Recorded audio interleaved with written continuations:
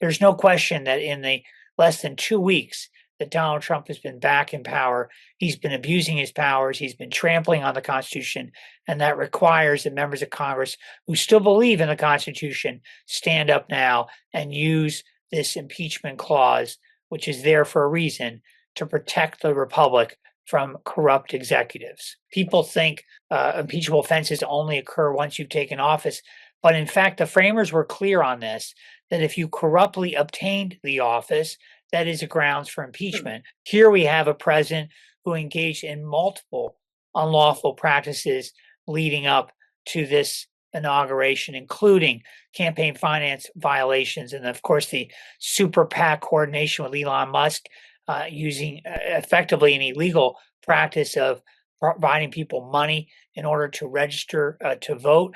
He promised oil and gas executives tax and regulatory favors if they came up with $1 billion in donations. He used xenophobic and racist rhetoric that threatened communities in Springfield, Ohio, and Aurora, Colorado.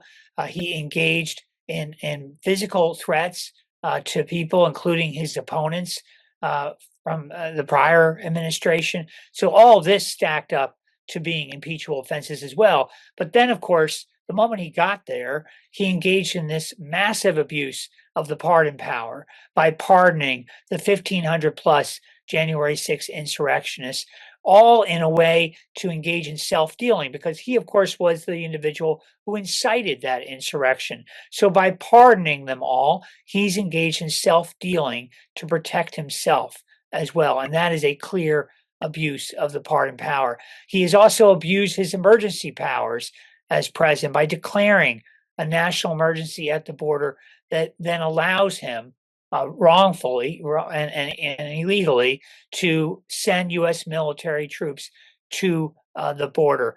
He has engaged in usurping legislative powers with this recent freeze on financial assistance, pausing all federal funding when Congress is the entity that appropriates the money, and he had no basis whatsoever to engage in that freeze. Now, yes, a court has put a pause on it, and yes, the White House has rescinded that order, but these are already grounds for an impeachment inquiry for that abuse of power.